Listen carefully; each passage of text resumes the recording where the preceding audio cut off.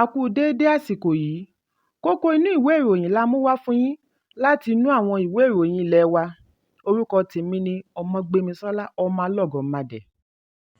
Ìjọba àpapọ̀ ti kéde Ọjọ́bọ̀ ọjọ́ 11 oṣù kẹrin ọdún 2024 gẹ́gẹ́ bí àlékún ọjọ́ fún ìsinmi ayẹyẹ Eid-ul-Fitr. Àfihàn yìí wáyé nínú àtẹ̀jáde tí Permanent Secretary láti Ministry of Interior Dókítà Aishatu Ndayako buọwọ́ lù lórí ẹ̀rọ abánidọ́rẹ̀ẹ́ lówùúrọ̀ òní. Mínísítà Bẹ́nú Dókítà Olúbùnmi Túnjí-Òjó nígbà tí ó ń kí àwọn mùsùlùmí kú oríire àṣekágbá oṣù Ramadan tẹnumọ́ èròǹgbà Ààrẹ Bọ́lá Tinubu láti pèsè ààbò àti ààyè fún gbogbo ènìyàn láti ṣe àṣeyọrí. Lánàá ní orílẹ̀-èdè Saudi Arabia sọ wípé wọn kò tíì kófìrí Shawwal. Fún ìdí èyí, ààwẹ̀ ń tẹ̀síwájú lónìí ọjọ́ Ìṣẹ́gun. Wọ́n fi kún un wípé ayẹyẹ ìtúnu ààwẹ̀ yóò wáyé lọ́la ọjọ́rú ọjọ́ 10 oṣù kẹrin láti fi sàmì ayẹyẹ oṣù Ìsìláàmù tuntun. Síwájú àkókò yìí ni ìjọba àpapọ̀ kéde ọjọ́ Ìṣẹ́gun àti ọjọ́rú ọjọ́ 9 àti ọjọ́ 10 gẹ́gẹ́ bí ìsinmi láti fi sàmì ayẹyẹ Eid-ul-Fitr.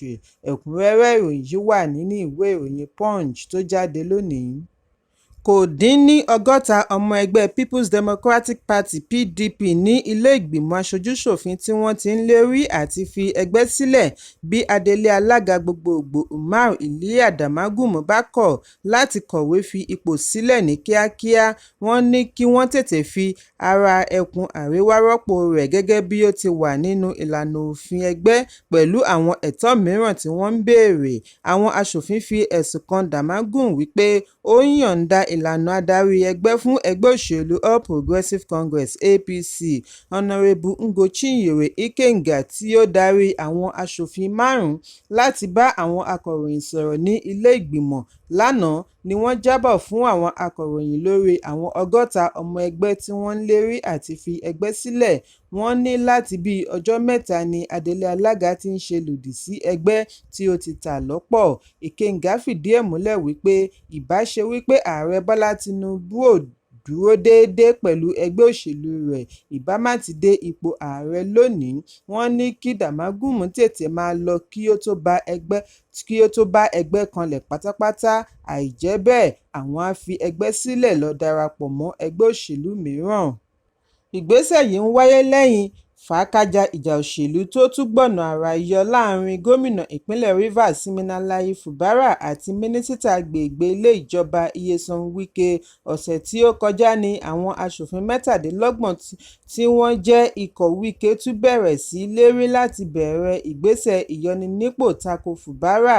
Ọjọ́ Ajé ni aṣòfin tó ń ṣaṣojú Ìdí-Àtọ̀ North, Ìdí-Àtọ̀ South Federal Constituency ní ìpínlẹ̀ Imo, Ikenga ní lára ẹ̀sùn tí wọ́n tún fi kan Damagum ni wípé ó ń darapọ̀ mọ́ Wike láti ṣiṣẹ́ fún ẹgbẹ́ òṣèlú APC, ẹgbẹ́ òṣèlú tí ó fún Wike ní àǹfààní àti di mínísítà.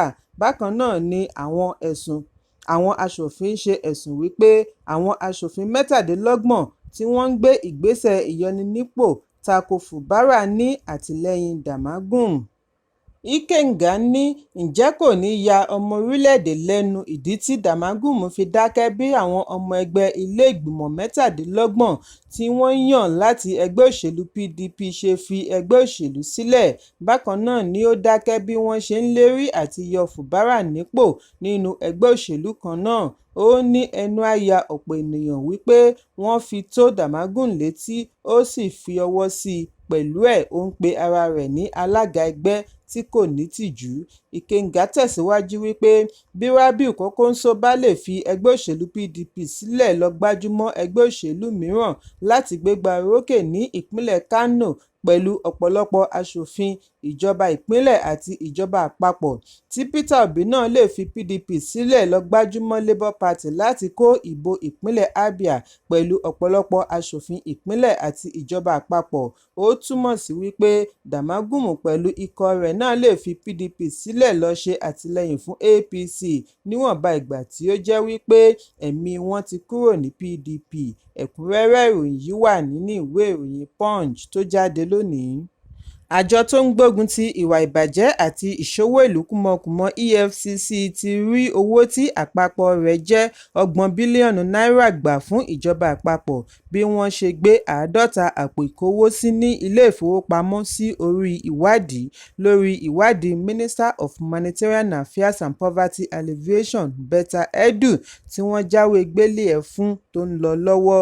Alága àjọ EFCC Ọlá Olúkóyèdé ni ó ṣe àfihàn yìí gẹ́gẹ́ bí àlàyé rẹ̀. Lára àwọn àpò ìkówósí ọ̀hún láti rí ti ọ̀gá àgbà fún National Social Investment Program Authority NSIPA Halima Shehu tí wọ́n ní kí ó lọ rọ́kúnlé. Edu àti Shehu ní ààrẹ Bọ́lá Tinubu rọ̀ nípò ní oṣù mẹ́ta sẹ́yìn lórí ẹ̀sùn màgòmágó owó. Lẹ́yìn èyí ni ààrẹ Tinubu ní kí àjọ EFCC bẹ̀rẹ̀ iṣẹ́ lórí ìwádìí ẹ̀sùn wọn kí ó wọ́de àwọn méjèèjì tí wọ́n ní kí wọ́n lọ rọ́kúnlé pẹ̀lú gbogbo àwọn tí wọ́n lọ́wọ́ nínú ẹ̀sùn ọ̀hún.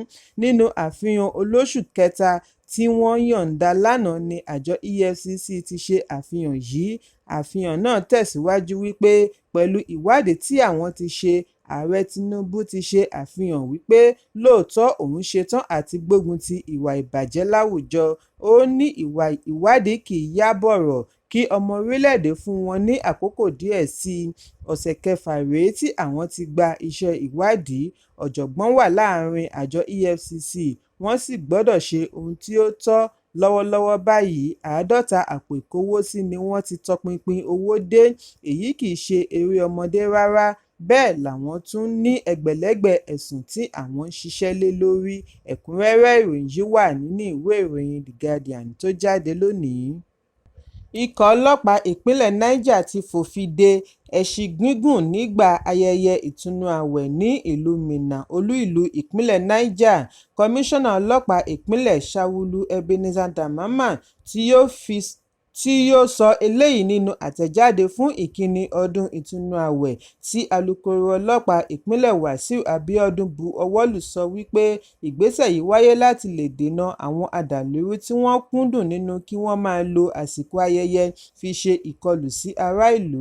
Abíọ́dún ní 2,500 àwọn òṣìṣẹ́ aláàbò ni wọ́n ti dá síta láti pèsè ààbò tó péye ní gbogbo ìjọba ìbílẹ̀ 25 pẹ̀lú àwọn ibi ìgbafẹ́ àti ibi ọ̀pọ̀ èrò.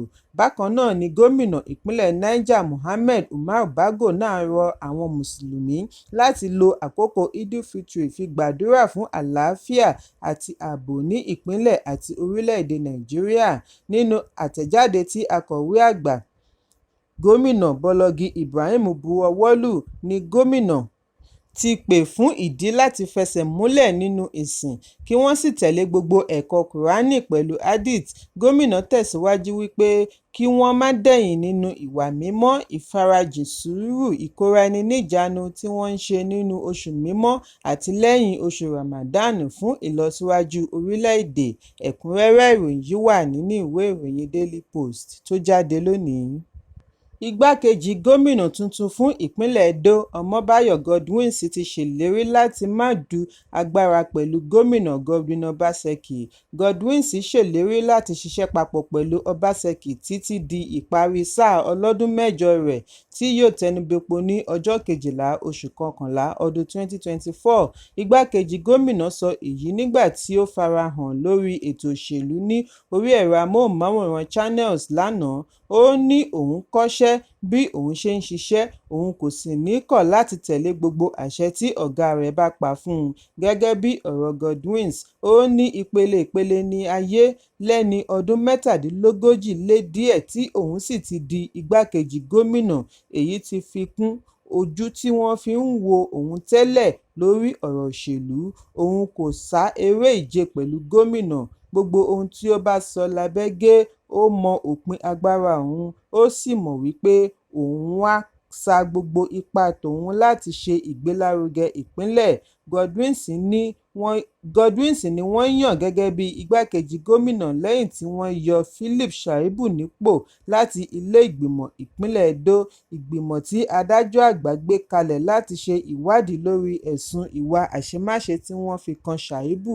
Àwọn 18 nínú àwọn 20 aṣòfin tí ó wà nílé ìgbìmọ̀ lánàá ni wọ́n dìbò láti tẹ̀lé àbá tí ó faramọ́ ìyọnípò Shaibu. Ẹ̀kúnrẹ́rẹ́ ìròyìn yìí wà nínú ìwé ìròyìn Daily Post tó jáde lónìí. Ẹnìkan tí ìṣekúpa àwọn ológun ní ìlú Okuama, ìjọba ìbílẹ̀ Gúúsù Ughelli, ìpínlẹ̀ Delta ṣojú rẹ̀ ní ọjọ́ 14 oṣù kẹta ti sọ wípé àwọn agbébọn tí wọ́n wá pẹ̀lú speedboat láti Bomadi létí omi tí wọ́n ṣínà ìbọn bolẹ̀ fún àwọn ológun wọ aṣọ ológun military camouflage. Ẹlẹ́rìí tí ó jẹ́ ọmọ ìlú Okuama yìí ṣàlàyé wípé nígbà tí àwọn ológun kọ́kọ́ wọ inú ìlú, wọ́n béèrè alága kí wọ́n tó lọ pè wá láti inú oko. Wọ́n ṣe àwọn ológun lálejò kí wọ́n tó bẹ̀rẹ̀ sí wọ́ alága lọ etí odò. Làwọn obìnrin bá yarí, ṣùgbọ́n ìbọn làwọn ológun bẹ̀rẹ̀ sí yìn. Níbẹ̀ ni ìdàrúdàpọ̀ ti bẹ́ sílẹ̀. Lẹ́yìn èyí ni wọ́n gbọ́ wípé bí àwọn ológun ṣe ń lọ sí jẹ́tì, àwọn ọkọ̀ ojú omi mìíràn pẹ̀lú èrò inú rẹ̀ tí wọ́n wọ aṣọ ológun dé, wọ́n sì bẹ̀rẹ̀ sí yìnbọn sí gbogbo ènìyàn. Ìdí nìyí tí wọ́n fi pa àwọn ológun àti àwọn ará ìlú. Ẹni ọ̀rọ̀ ṣojú rẹ̀ yìí ní àwọn kò lè ṣe ìdánimọ̀ àwọn agbébọn nítorí aṣọ ológun ni wọ́n wọ̀, ẹni ọkọ̀ gbá ò lè mú nọ́mbà. Gbogbo wọn ni wọ́n ti fọ́nká sínú igbó, àti ìgbà náà ni wọ́n ti dèrò inú igbó. Nínú ìyà àti ebi, kò sí oògùn, kò sí owó, kò sí aṣọ láti fi pààrọ̀ aṣọ. Ọlọ́mọ kò mọ ibi àwọn ọmọ rẹ̀ gbà dépòdépò ọkọ. Bóyá wọ́n kú, bóyá wọ́n rùn, kò sí ẹni tí ó lè sọ. Bẹ́ẹ̀ ni wọn kò mọ ìgbà tí wọ́n máa ní àǹfààní àti padà sílùú nítorí kò sí ẹni tí wọ́n lè bi. Ẹ̀kúnrẹ́rẹ́ ìròyìn yìí wà nínú ìwé ìròyìn Vanguard tó jáde lónìí. Ilé-ẹjọ́ gíga ìlú Àbújá ti pàṣẹ kí òṣèrébìnrin Halima Abubakar san mílíọ̀nù 10 náírà owó ìtanràn fún alákòóso ìjọ Omega Fire Ministries International Apostle Johnson Sulaimon fún bí ó ṣe kọ ọ̀rọ̀ ìbàjẹ́ nípa rẹ̀. Bákan náà ni ilé-ẹjọ́ dá lẹ́kun kí ó má tún dárú rẹ̀ láṣà mọ́. Àlùfáà ìjọ yìí ni ó fi ẹ̀sùn kan Abubakar wípé ó ṣe àfihàn ọ̀rọ̀ ìbàjẹ́ takò ó lórí ẹ̀rọ abánidọ́rẹ̀ẹ́ Instagram tí àwọn oníròyìn orí ẹ̀rọ ayélujára náà gbé kiri àti sórí ìwé ìròyìn. Níbẹ̀ ni Abubakar ti pè é ní ẹni tó ń kóbìnrin, tí ó ń ṣe oògùn ìbílẹ̀ àti bẹ́ẹ̀ bẹ́ẹ̀ lọ. Ẹ̀kúnrẹ́rẹ́ ìròyìn yìí wà nínú ìwé ìròyìn The Nation tó jáde lónìí. Kókó ní ìwé ìròyìn àsìkò yìí kò ní jù báyìí lọ. Ẹ pàdé mi ní ìrọ̀lẹ́ fún àkọ́tun. Kí a tó lọ, ẹ má ṣaláì fi àríwísí yín ránṣẹ́, ìyẹn comment, kí ẹ sì bá wa subscribe sójúnà wa lórí YouTube kí Kókó ní ìwé ìròyìn lè máa tẹ̀ yín lọ́wọ́ ní kíákíá.